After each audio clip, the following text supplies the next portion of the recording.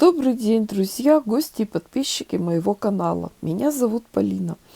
Девочки недавно меня попросили подшить штору, и после подрезания у меня остался вот такой замечательный кусок ткани. Ткань портьерная, плотная. Хочу сделать сидушку на стул. Так, и вот у меня такая тканюшка. Значит, я нарезала квадраты из дополнительной ткани вспомогательной. Размер квадратов 10 на 10 сантиметров. И из портьерной ткани я накроила квадратов 12 на 12. Сейчас мне это надо разрезать. Так, ну я смотрю, девочки, у меня сейчас прибавились подписчики. Заходят люди, которые со мной не знакомы. Хочу еще раз напомнить, что свои ролики я снимаю и делаю сразу по ходу действия. То есть, когда я выполняю какую-то операцию, я сразу стараюсь ее озвучивать, для того, чтобы все сразу стало понятно. Поэтому, когда вы мне пишете «давай быстрее», я сразу вспоминаю анекдот, когда женщина садится в такси и кричит таксисту: «Быстрее, в роддом!» А потом, немного погодя, говорит: «Господи, да не гоните вы так.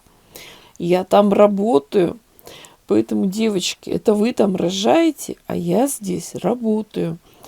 Меня сильно не торопите. Если вы торопитесь, пожалуйста, ставьте убыстрение. Так, ну, сейчас показываю, как чего делаю. Вспомогательные ткани складываем. Так, закалываем.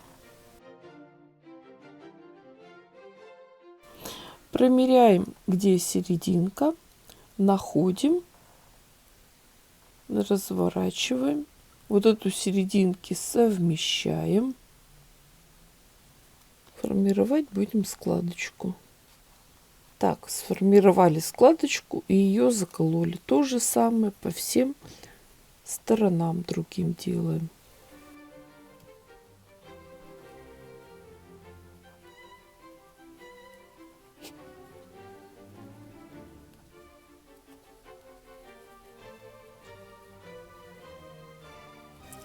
Так, вот так делаем 25 таких заготовок.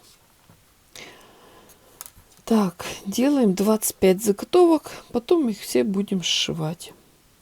Когда сшиваем эти детали, строчку прокладываем на расстоянии 7 миллиметров, то есть как раз ширина лапки. И посмотрите, строчку прокладываем по всему периметру. Полностью все зашиваем. Так, и вот так выглядят уже готовые отшитые детали. 25 деталей я подготовила. Теперь мне их надо сшить между собой. Как буду сшивать, постараюсь сшить сразу все вместе, все полотно. Значит, как сшивать? Начинаем вот с верхней части. Вот эти две детали складываем лицо к лицу. Прокладываем строчку. Сразу к ним подсоединять буду следующие две детали. Потом вот эти две. Так, вот эти. Ну и дальше. То есть они у меня все будут на одной строчке. Потом вот к этим деталям буду уже также пристрачивать и следующий ряд. Все детали я соединила между собой, и они держатся вот на этих ниточках. Теперь остается следующий шаг. Вот так вот складывать и сшивать каждый ряд по очереди. Вот так у меня выглядит готовая сшитая деталь. Это с лицевой стороны. С изнаночной стороны вид вот такой. Но это все будет закрыто дополнительной тканью. Теперь вот в этих с обратной стороны мне надо сделать небольшие разрезы. Разрезы примерно 3-4 сантиметра. Конечно, девочки, в интернете полным-полно мастер-классов по пошиву такого полотна. Это называется одеяло бомбон и так далее. То есть и сидушки бомбон. Но лично я сейчас вам показываю, значит, увидела мастер-класс замечательной рукодельницы Ирины Мирининой. Ссылочку на ее канал я оставлю в описании. То есть можете зайти посмотреть, как это делала именно она. Так, значит, сейчас в каждую вот эту подушечку нам надо равномерно набить и распределить синтепон. Для контроля можем заходить, смотреть, что там на лицевой стороне. Конечно, я тоже как-то шила, ну, не то что в подобной технике, а тоже у меня было изделие, тоже похожее из подушечек, но шила я его немного по-другому. И там я, конечно, замучилась, когда вот эти все подушечки я между собой уже набитые, уже такие плотненькие соединяла. Это было очень тяжело. Поэтому вот этот вариант, он как-то мне показался наиболее такой приемлемый и наиболее легко исполнимый. То есть сейчас вот во все эти подушечки потихоньку, понемножку набиваем синтепон. Девчонки, слушайте, ну мне такие вопросы задают, конечно, подписчики. Я вот иногда даже не знаю, что ответить. Спрашивают, а где взять обрезки синтепона, если покупать дорого, туда-сё. В общем, девчонки, самый дешевый синтепон стоит 70 рублей погонный метр. Ширина обычно у погонного метра 1,50 м. Это во-первых.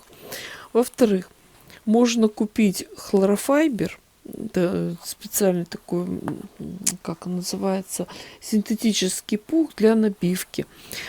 Конечно, новым, если набивать, это может быть сильно будет шикарно, но вы можете обновить все свои подушки домашние. Допустим, тот старый хлорофайбер, который уже слежался, его использовать для набивки вот этой сидушки, а в подушки ваши как раз уложить новый хороший хлорофайбер. После набивки лицевая часть у меня выглядит вот так. С изнаночной стороны, сами видите, есть разрезы. И возьмем сейчас иголку с ниткой и их аккуратненько зашью. Все разрезы я аккуратно зашила.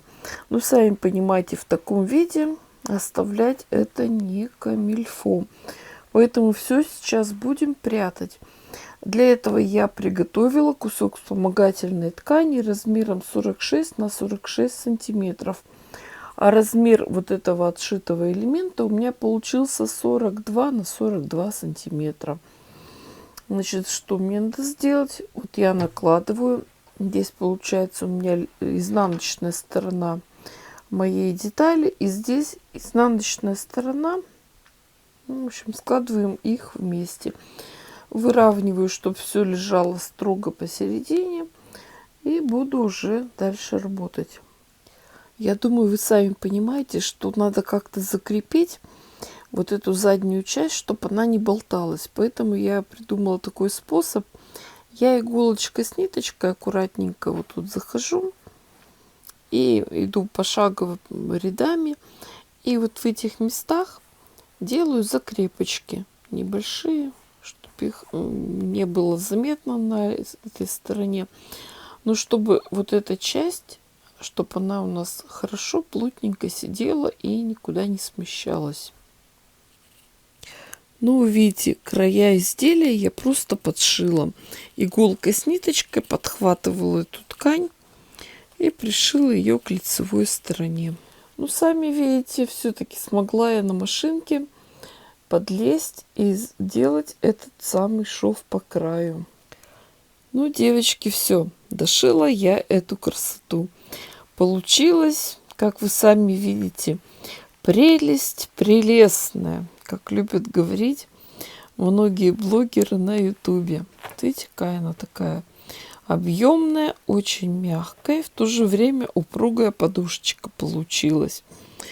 Вот, но я думаю, вы, конечно, понимаете, что вот эти вот подушечки могут быть разного цвета.